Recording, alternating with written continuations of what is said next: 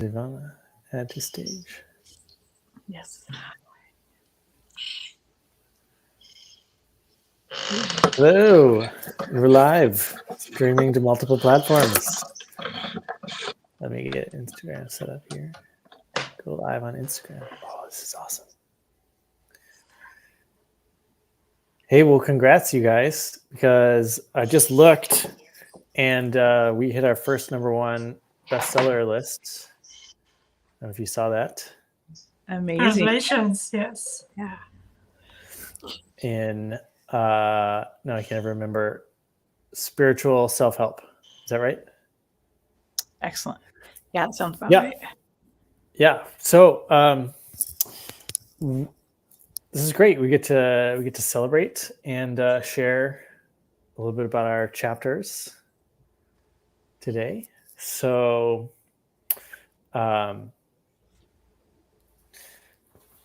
let's oh, and Stephanie is there and gonna join. Oh, this is so fun. Okay. Hi, Stephanie. Welcome. Congrats. Let's just go around and introduce ourselves and our chapters. And we'll probably go for, I don't know, half hour, an hour. I don't know. Shoot for half an hour.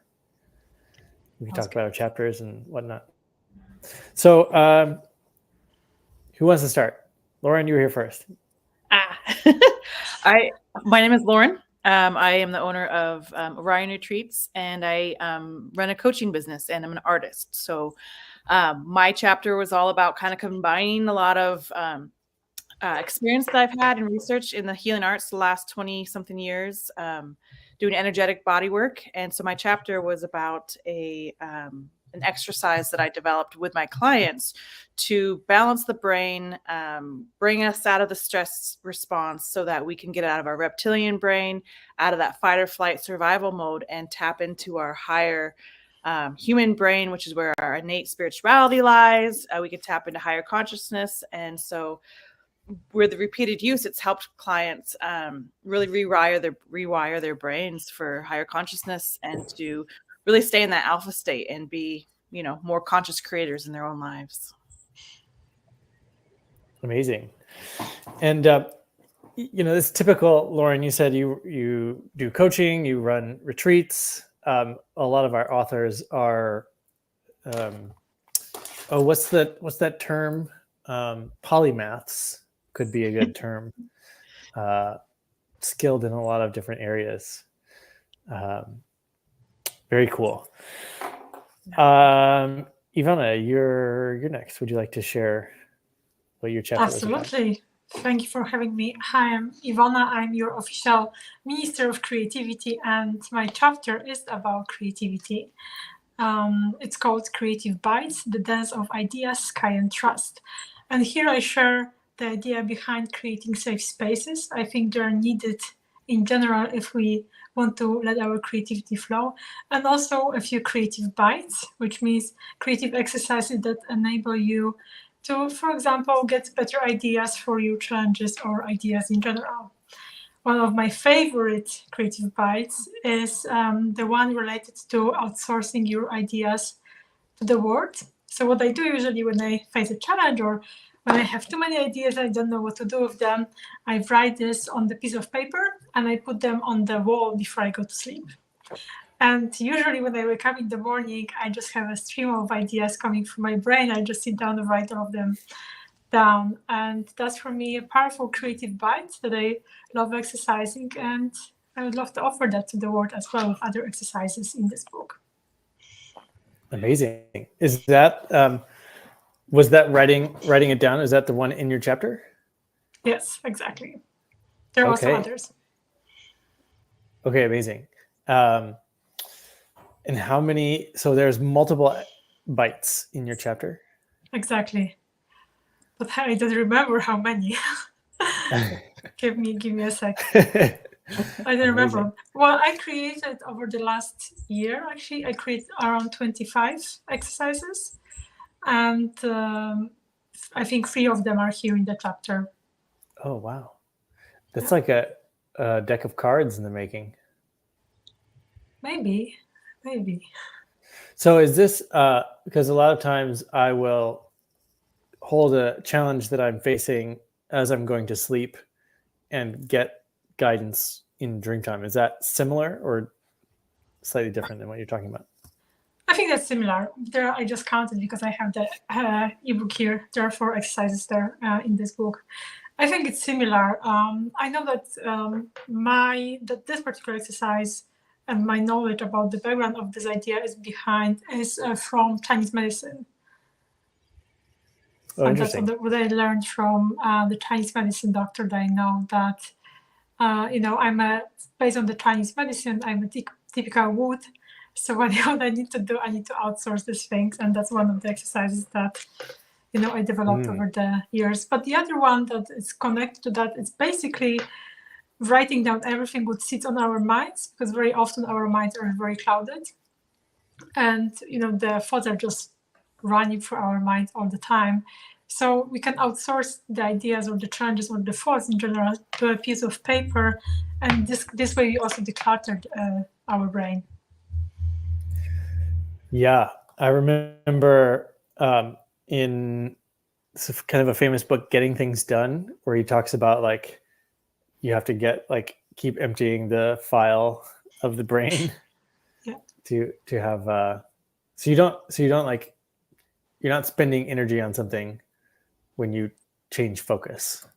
Exactly. And what is very cool and powerful about this particular exercise is that you're outsourcing, I call it outsourcing things to the piece of paper, and piece of paper usually doesn't judge, right? Or doesn't judge at all, which means it gives you just a free space in your mind, or more of that if you need this. We watched Harry Potter. We usually watch them with the kids over the holidays. It's kind of a Christmas tradition now, and they have certain magical items that will like write back to you. So it'd be cool if you woke up one day and there was like answers written. I want that. Sign me up too. Yeah, I will sign up for that. Definitely. Amazing. And one of the places we're streaming is LinkedIn, and you have a LinkedIn newsletter, Creative Bites newsletter. That's true. Yeah, which is yours is the largest one that I know of, I think. So congrats on that also. Thank you. I learned over the years that it's important to share the ideas, and I write specifically on entrepreneurship, communications, and creativity.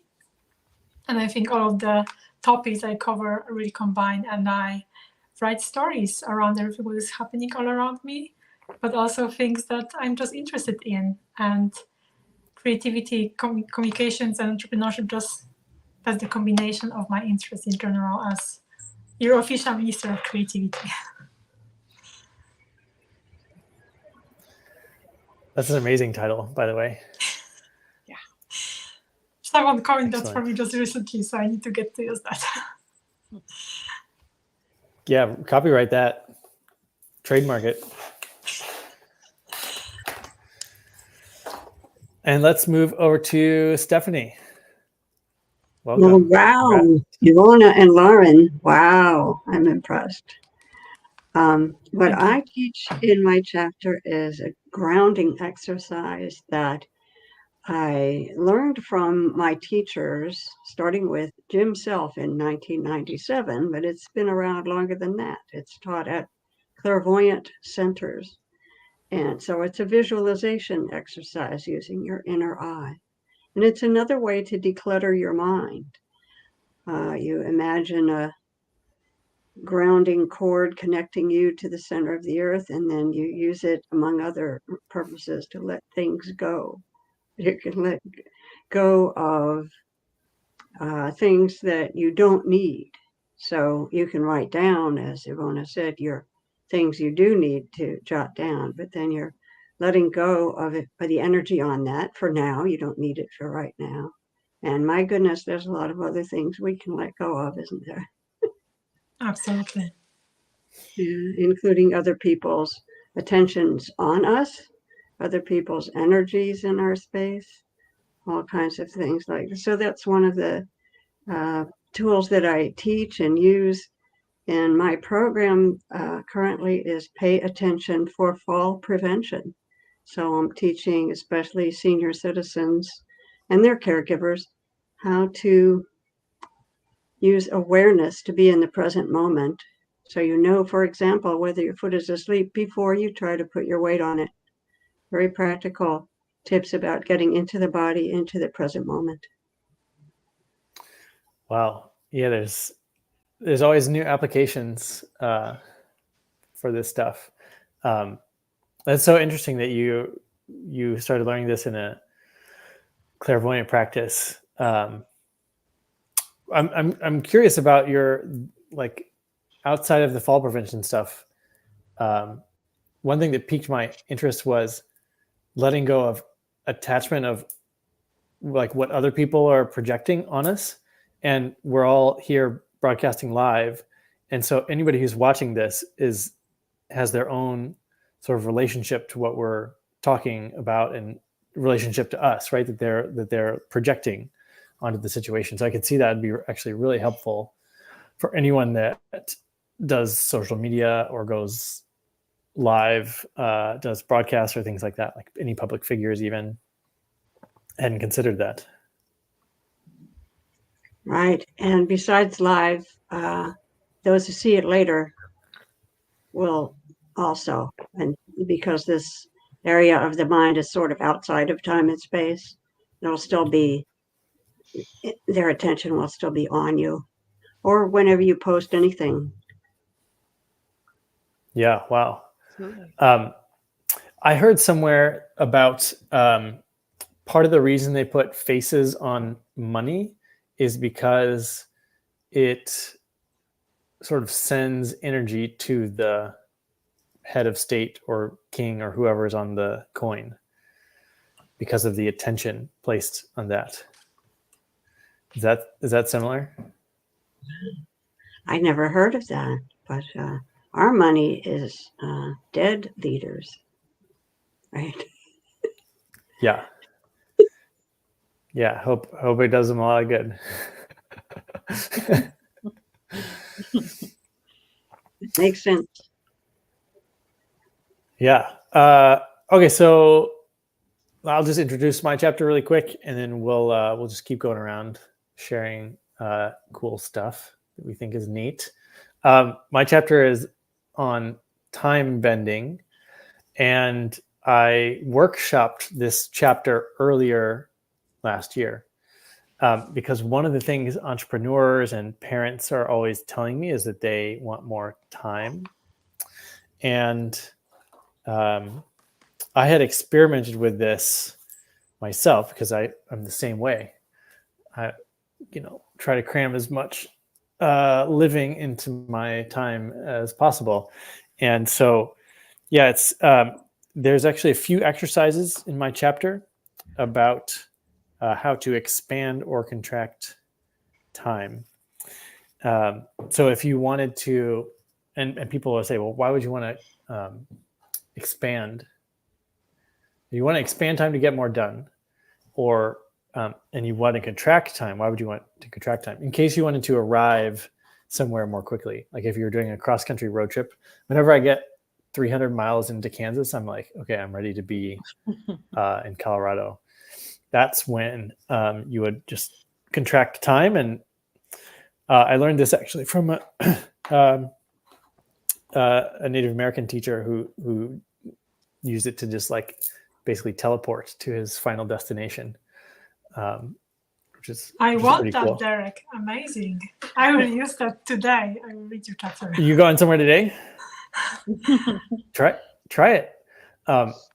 Okay, so the way that you do it is you have to sort of merge with your future self that's already at the destination.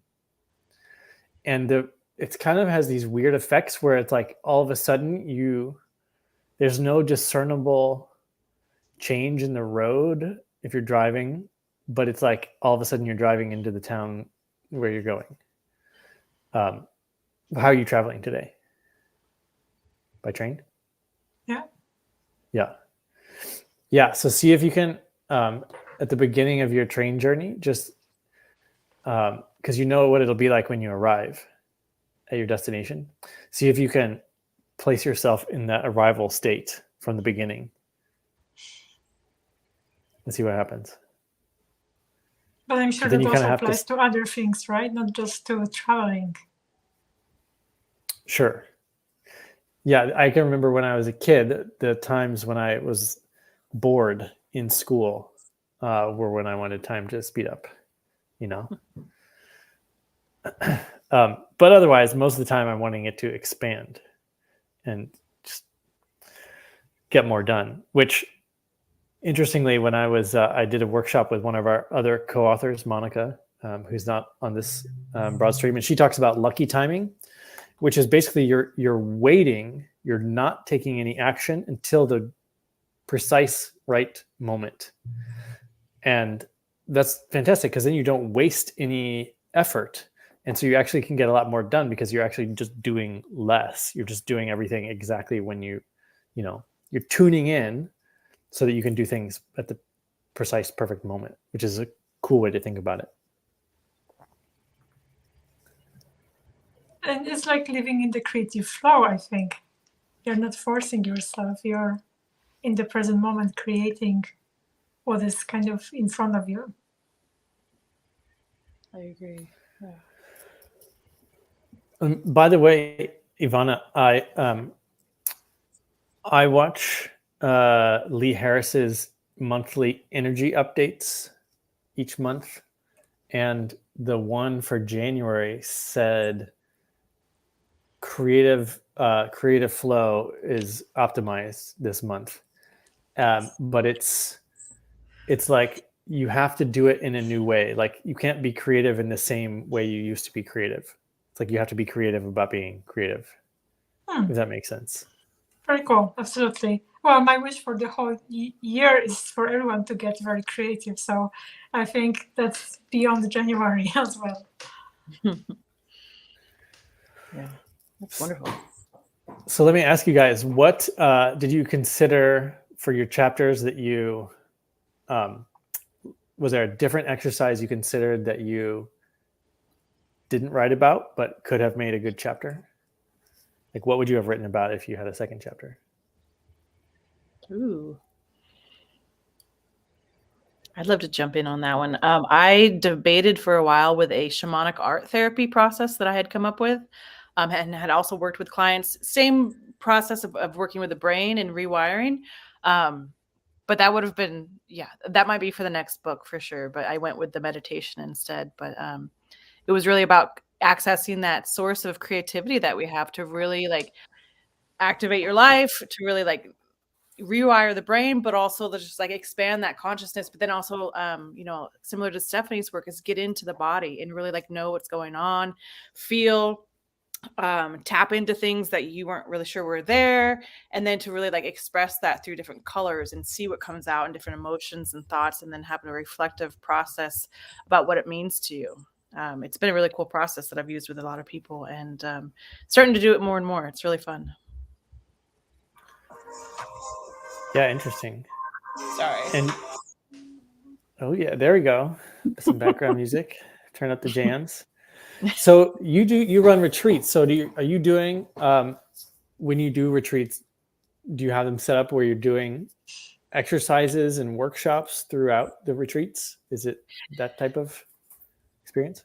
Yes and no. The ones that we have in queue for 2024, I'm incorporating more of that. But what I've started out doing was to create the retreat experience where like it's a pause. It's a retreat from working, from doing something active in that sphere.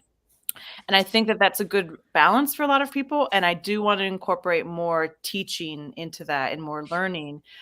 So it can be both like for leadership and entrepreneurship and expansion, but also you're still taking a break from your life. So it'll definitely be a good balance of both of them. Yeah. When I was running more retreats, we would do like every other day was where you're learning something and then we'd go out and play. Right. We'd do a workshop and then we go surfing and then come back and do a workshop and then we go rock climbing. That sounds amazing. because it's good. You know, you can rest from your exertions while you're in the classroom, and then you can go out and just like surfing. Of course, is like one of the best creative interludes. Yeah, that sounds amazing. We do a lot of exercises and a lot of like self-reflection exercises. And definitely want to add more, of the learning so that they're receiving more as well. And Derek, I just love the idea of all your adventure retreats. That's amazing. I know. I want to. It's like I'm gonna run them again, but it's like if I only had more time. Yeah, bend it. Exactly. You are the master of bending time now. I should schedule like a full week's retreat for an afternoon and see what we can do.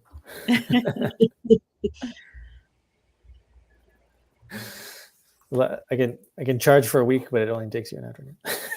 Yeah.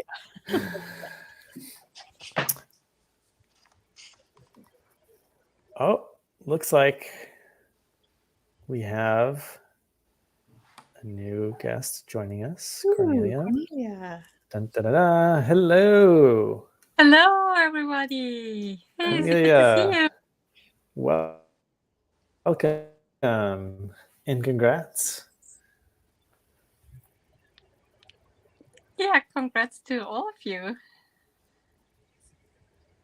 And your recent book too, Cornelia. I hear that's doing well. Sorry? Your recent book as well. It's doing really well. Yeah, Congratulations on yeah. that too. Yeah. That's true. Yeah. Well, Cornelia, would love for you to just give yourself, give everyone a quick introduction of you and your chapter. And then we are also sharing what, if we didn't write the chapter we wrote, what the chapter would have been about. So like your second choice chapter. Oh, okay. So, yes, my book is all about energy. And it's mainly focusing on our physical energy, so on what we eat. And in the chapter, I describe a very powerful tool with which you actually can find out if food that is giving you energy or draining energy from your body. And this it's especially important for people, following trends on nutrition, because not all trends are made for everybody. So it's good to figure out what's good for your body, because we're all unique and we're all special. So it's good to know what kind of food is good for you. And this might not even be good for your family. So it's always good to check it out. So that's the idea of because food is getting more and more important, and to figure out what kind of food serves you and gives you energy. And talking about the second Cornelia, best, let me interrupt you really quick, if I can. I'm Sure. really curious if there was any foods that when you started doing this that you thought were good for you, but then you discovered they're not. Or did you make any changes for yourself when you started doing this? Yes, and there's one thing why I actually wrote this chapter, because it was actually because of a trend. I'm quite sure you all know Anthony Williams, and he, claims that there are two kind of the healthiest food on earth, and this is wild blackberries and freshly squeezed celery juice. So as there is, it's very difficult in Europe to get wild blackberries. So I decided to follow his trend, and I bought a juicer and bought celery. And every morning I made my freshly squeezed celery juice, as probably thousands of other people as well. And then I figured out that after a while, I realized that every time I drank my celery juice, I got ache in my stomach. And then I thought, that's weird. And that's why I looked closer into this. And then I really figured out that celery juice is just not good for me.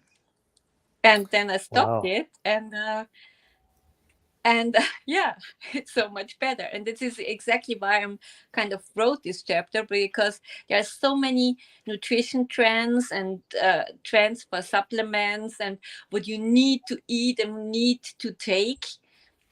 And that might be true for many people, but maybe it's not true and not right for you. And that's the reason why I wrote this chapter. So potentially something like cookie dough ice cream could be really good for me if it's the right match for me. Yes, Is that right?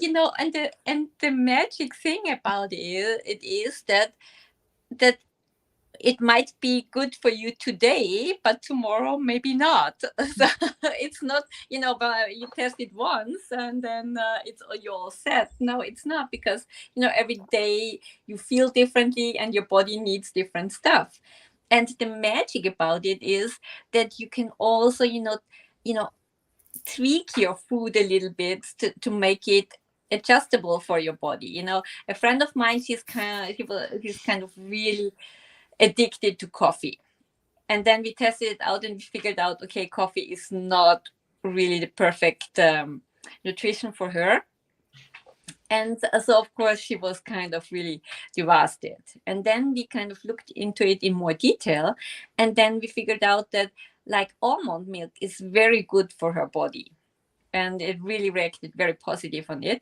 And so we kind of tweaked the coffee with almond milk. And then all of a sudden it was much better adjustable for, or, it was better for her body. And so now she's drinking her coffee with almond milk. Amazing. Yeah. Normally you'd have to just do a lot of, drink it with almond milk for a while and see how you felt. So it sounds a much quicker process. Yeah, you can even test it before you actually drink or eat it, right? Mm-hmm. Yeah, So super this cool. would be kind of the best advice. You don't have to test it at all, because and then it's kind of, the more you connect with your body and then the more you communicate with your body, then you even know already when you go shopping, right?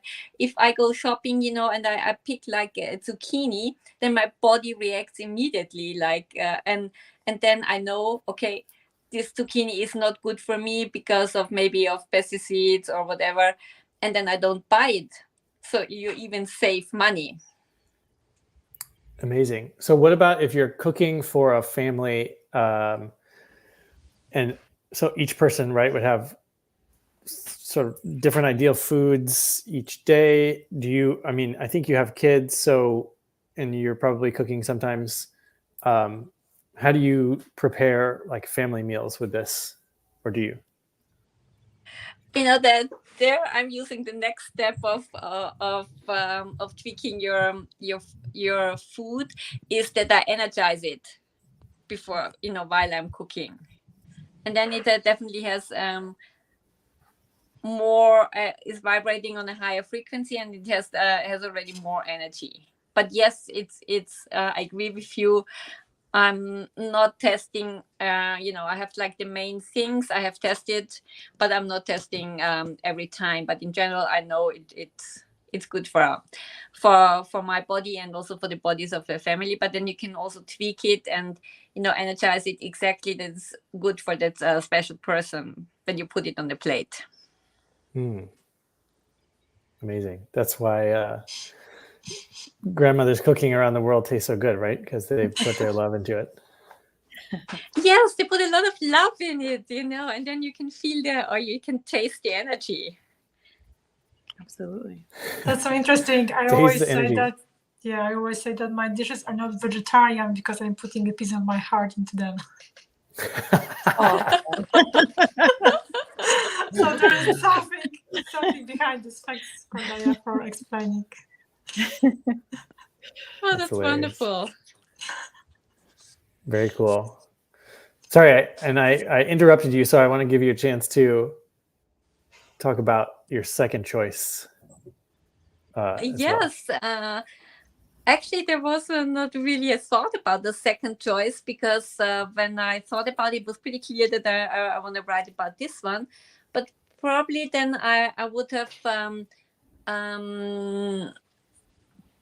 written about how you can recharge your personal energy, because I think this is what many people, especially women, need to.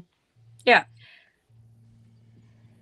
many women are really, they have so many obligations with their family, kids, jobs, aging parents, and and all these activities, of course, can use a lot of your energies, and then at the evening they feel really kind of exhausted and tired, and there is no energy left for me time, and also taking care of yourself.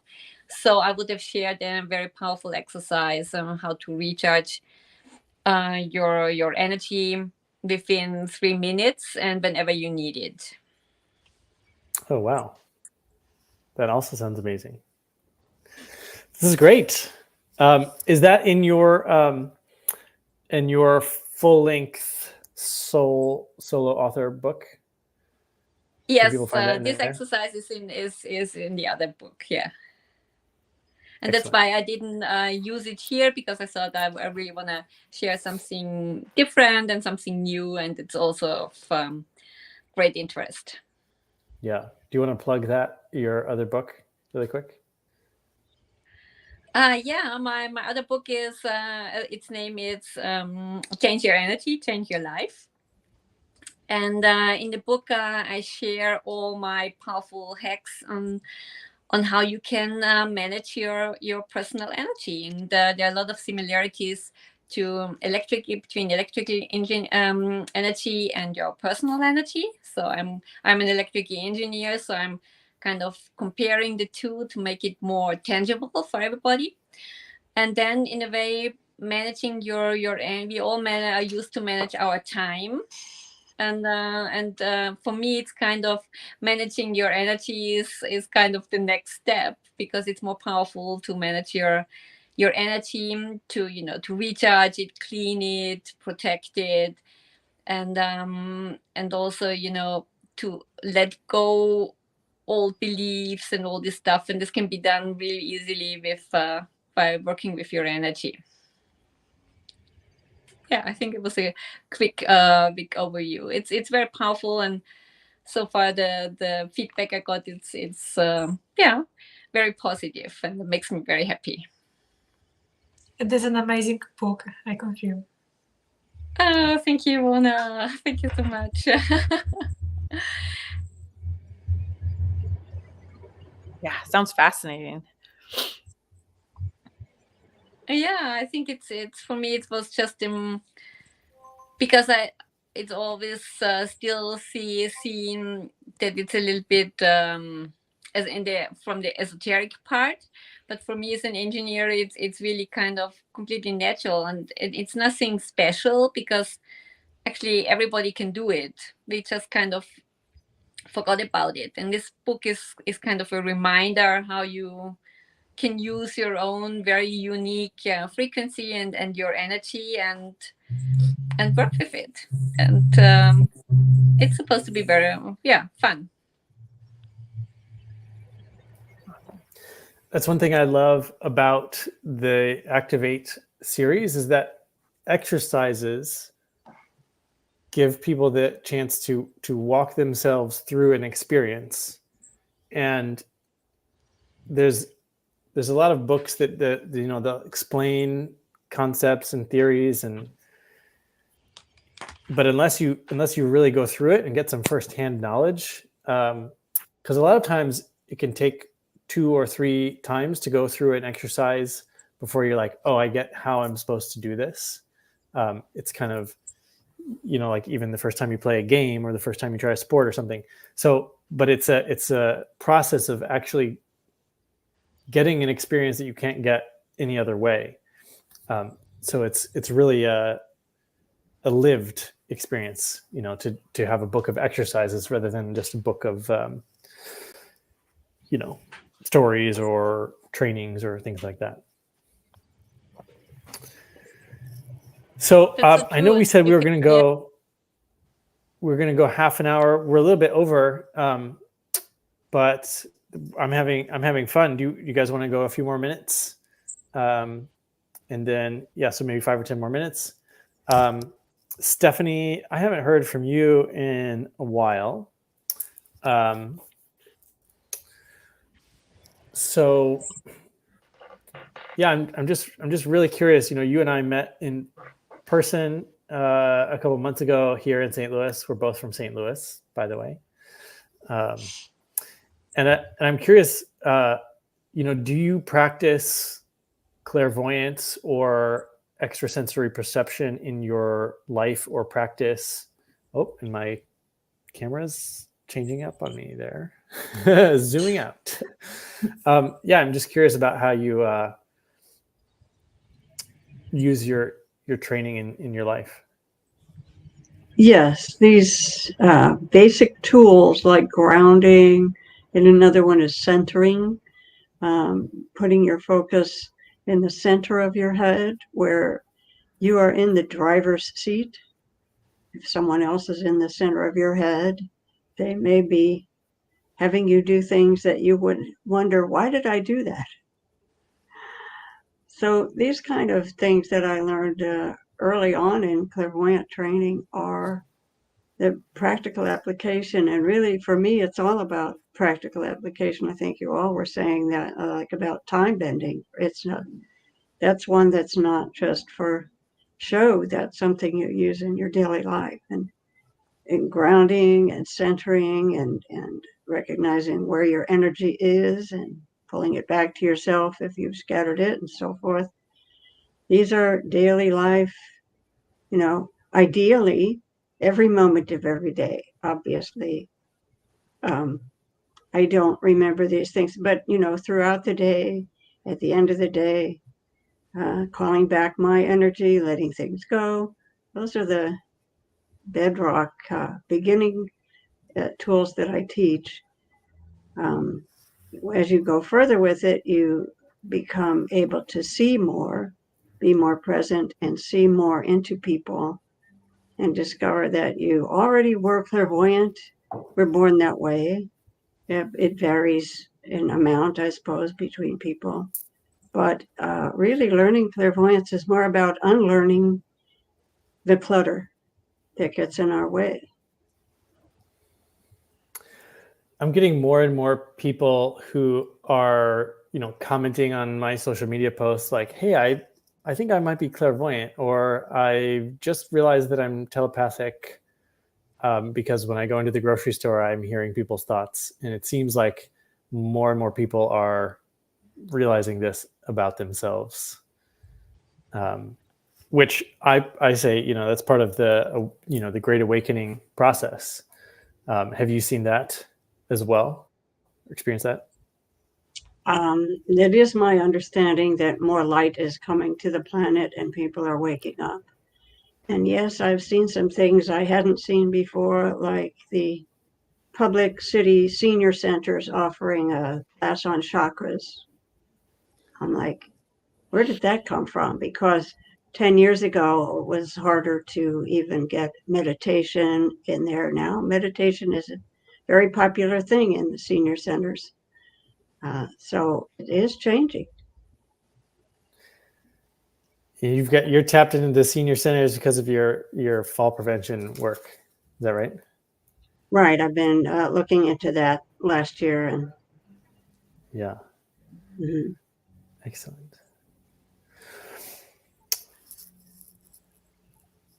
Let's see. Ivana, was there something you considered writing about, an alternative? Of course, I could have added many other exercises, but when you asked this question just now, I was thinking about writing two other completely different chapters. One of them would be fully connected to creativity and kind of mindful walks through museums. I really love this exercise and how we can just go to a museum and just kind of talk with the art pieces, creating a story based on the art piece and based on our lives, and creating the stories out of this. I really love this exercise. And it taught me a lot about myself and a lot about other people also when I do it with someone else. But the second idea that I had, it would be related to creativity, future skills in general, and our schooling systems, and how we can enable children to tap into their, not just creative potential, but to their inner potential, and really how we can teach them to become the best future selves, considering the very changing times that we are going through right now. That's amazing. I like the museum one. I had never considered engaging with art in a different way, like interacting, but You yeah, can there's do a lot that, of but the other possibilities there. exercise, yes, the other exercise that I love in museum would be to go to a museum, to sit down in front of the painting and just to watch it for 30 minutes without even moving. That's an amazing exercise. How many things we can pick up, within when the time flies that we previously would have ignored. I feel like I've done that, but more like as a technique, like trying to study how they created it more from a technical side rather than a consciousness viewpoint. For me, more from the curiosity side, learning Yeah. for the process of observation and also for the process of being patient. Yeah. One thing that my 5-year-old and I have been doing is we just follow these popular Instagram accounts where they show like different artists creating, and it's just so cool to see someone like paint a flower really fast, or to carve like a 3D model into a wall, a plaster wall. That was one of the cool ones we saw. But yeah, it's very I'm getting more and more into art, which is so funny. Because maybe like Cornelia, I have this background in the sciences. So although it's been a while, everything's changing. Let's see. Let's go ahead and start to wrap with some final thoughts. Here we are at the beginning of 2024. I want to hear one major prediction from each of you. What is 2024 gonna bring? What do you see in your forecast? I can tell you my personal forecast is going to be an amazing year. An amazing full of year. Creativity and fantastic collaborations. That's 2024. At least for me. I don't know how about you. Okay, good. What else do we got? I think that 2024 will bring quite some changes because the energy is changing, and I think it will be time will pass even faster.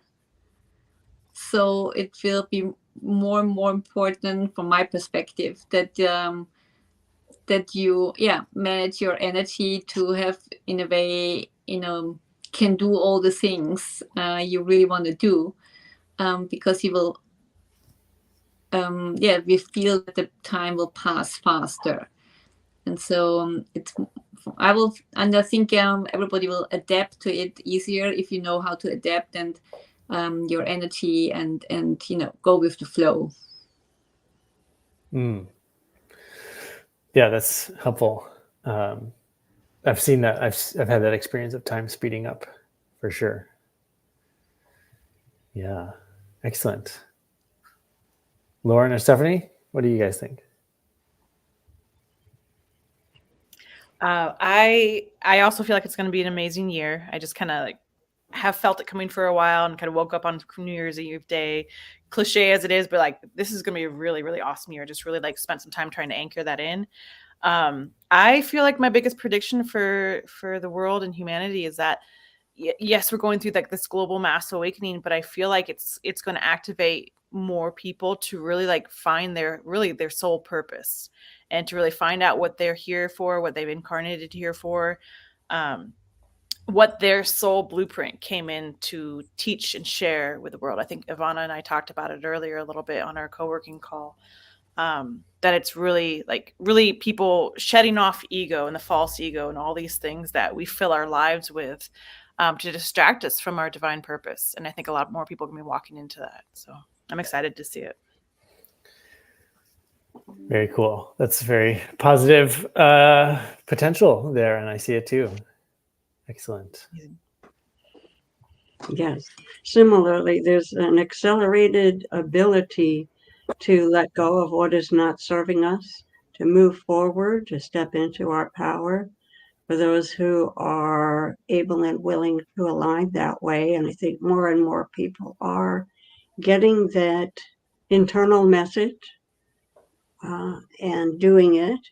And then there's also a lot of help out there for people who are turning to look for what more is there, or how can I better serve my life instead of being distracted by all the other people's or world concerns. Then there's a lot of help out there, like this book. Yeah, that's a good point. Amazing. Yeah. And I'm in a couple of days, I get to speak at my kids' school, and my kids have been practicing blindfold reading, and we're going to do a live demo. And so one thing I think that's going to happen this year is people are going to be ready to experience superpowers, magic, enhanced, human activation and awareness, and it's gonna feel so fun when people are realizing there's so much more that they are capable of. So I'm very excited about that. I would love to learn that, Derek. Yeah, apparently it's easier for kids. They were, Really? they just knock it out of the park on their first go. But yeah, we can do it too. I actually haven't tried it in the context of blindfold reading. We've done remote viewing training, obviously, where you like try to what's in the box in the other room kind of practice. But yeah, it's really cool because you can, one way of training, right? You start with something in front of the blindfold, and then you start to move it around the head, so you're perceiving objects, farther and farther away from in front of the eyes. And what's crazy is when I told the school, yeah, I'm going to do this talk, I could really talk about anything. And originally I was going to talk about traveling, adventure with family and kids, and what we used to do for many years. But there was a movie that was on Netflix. I think it's a short film about a guy that trained himself to be blindfold, and he would read the top card. He would like see through the top card, and he was a gambler. This is a do you know what I'm talking about? Rain Man? No, it's Netflix. Yeah. No, it's a new film. It's by the guy who made the Royal Tenenbaums and the Grand Budapest Hotel. Who's that filmmaker? Anyway, doesn't matter. It's out now, and it's about a guy perceiving through, blindfold through a set of cards to win money. And so the very day that I was engaged to give this talk, I saw that movie, and I was like, okay, we're going to go for it. We're going to do blindfold reading on stage in front of the whole school, and everyone's minds are going to be blown. And half of the kids' parents are probably going to call me and be like, I want my kids to learn this, and the other half are probably going to be like, please refrain from Stop. teaching my kids. We'll see. I'll let you know. For sure, for sure. All right, y'all. Thanks so much for joining me on this live. Thanks to our audience. I know we had people popping in and out. And book launch is all week, so you can get Activate Your Life on Kindle for free today, tomorrow, and for the rest of the week. And you can actually get the whole series, volumes 1 through 4. So if you haven't got those already, you can download them all. And you can get the print version, so you can write in the margins, right when you do the exercises. It's nice to have both. So great to see you all. Congrats on your work. Congrats on being a #1 bestseller. And we'll talk to you all soon. Cool. Bye, everyone. Thank you. Bye. Thank you, Derek. Thank Congrats, you, everybody. Derek, for Thank you very much. bringing Activate Your Life to life, and thank you so much for being giving us the possibility to being part of Volume 4. I think I feel very honored, and I'm quite sure we make a difference in the world. Yes. Thank you, guys. All right. So long. Until next time. Bye. Bye.